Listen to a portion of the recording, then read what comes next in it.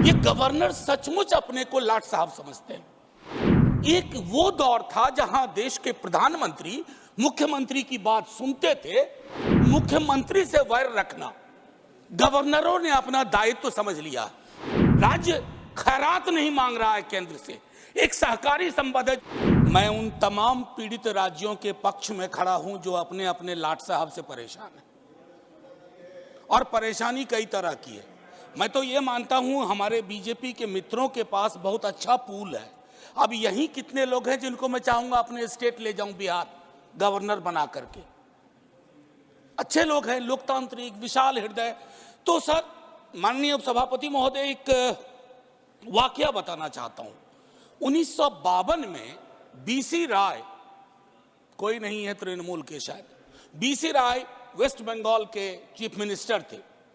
नेहरू जी ने किसी को गवर्नर नियुक्त करने की कोशिश की, तो बीसी राय साहब ने कहा कि हमारे यहां नॉन बंगाली गवर्नर नहीं चलेगा। हालांकि उसके बाद काफी चीजें बदल गई, तो एचसी मुखर्जी साहब की नियुक्ति हुई। फिर 57 में वैसा ही कुछ हुआ, तो बीसी राय जी ने फिर कहा कि ना, वही बात अभी भी रहेगी, हमको बंगाली गवर्नर चाहिए। तो पद्मजा नायडू पर सहमति बनी। पद्मजा नायडू बाइलिंगुअल थी, मदर बंगाली, फादर आंध्राइट।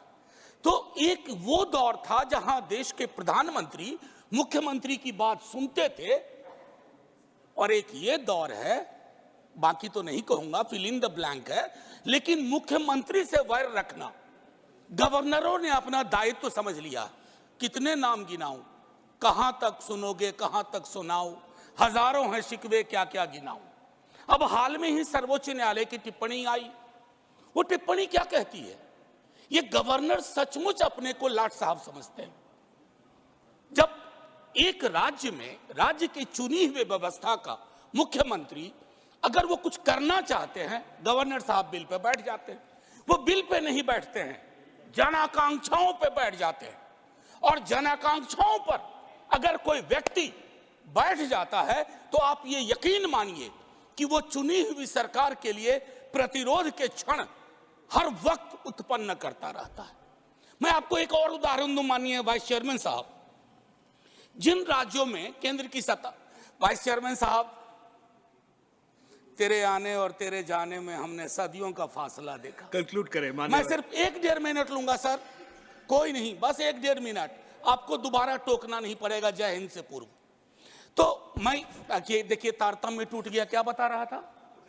दूसरा वाक्य बता रहे थे। कंक्लूड करें मान्यवर। हाँ सर, मैं ये कह रहा था, प्लीज माननीय नीरज जी प्लीज। माननीय नीरज जी प्लीज। सर, नीरज भाई वाला टाइम निकाल दीजिएगा मुझ में से। आप कंक्लूड करें मान्यवर। सर, कंक्लूड कैसे करूं? बीच में नीरज भाई बोल दिए। चलिए आप मैं सर इतना कहना चाहता हूं कि जिन राज्यों में बीजेपी विपक्ष में है, वहां मजबूत हो जाती है बीजेपी। जानते हैं क्यों? गवर्नर साहब 60% विपक्ष का काम कर देते हैं, वो विपक्ष में हो जाते हैं।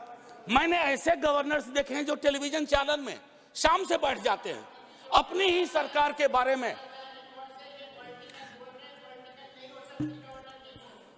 Honourable member please conclude. Sir, Anil ji please conclude करें। ऐसे में 30 सेकेंड्स प्लीज। नहीं, एक बात बताइए प्लीज कंक्लूड। अगर ऐसे बात होगी तो कोई बात कैसे? माननीय मनोज जी।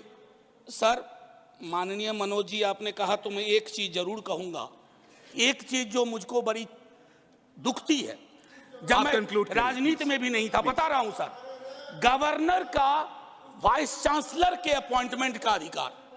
सर, राज्य की शिक्षा व्यवस्था में राज्य की सरकार से सवाल पूछे जाते हैं, तुम्हारा सेशन लेट क्यों है, तुम्हारी ये परेशानियां क्यों है, तुम्हारी वो परेशानियां क्यों है। लेकिन वाइस चांसलर के चयन का अधिकार, नियुक्ति का अधिकार राज्य की सरकार के पास नहीं है। अंत में मैं अपनी बात यही समाप्त करूंगा। माननीय उपसभापति जी, आपने वक्त दिया, हालांकि मेरे वक्त में कई लोगों ने वक्त ले लिया, लेकिन मैं इतना कहना चाहूंगा कि गवर्नर के पद पर, क्योंकि आप सत्ता में, केंद्र की सत्ता में हमेशा नहीं है, ऐसी व्यवस्था ना हो कि केंद्र और राज्य के बीच में जो अंबेडकर साहब की अवधारणा थी कि राज्य खैरात नहीं मांग रहा है केंद्र से, एक सहकारी संबंध है जो।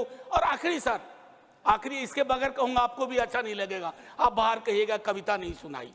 तो सर लाट साहबों के नाम, लाट साहबों के नाम, Please, please, please. कोई उम्मीद पर नहीं आती, कोई सूरत नजर नहीं आती, पहले आती थी हाले दिल पे हंसी, अब किसी बात पर नहीं आती, काबे किस मुंह से जाओगे गालिब, शर्म तुमको मगर नहीं आती।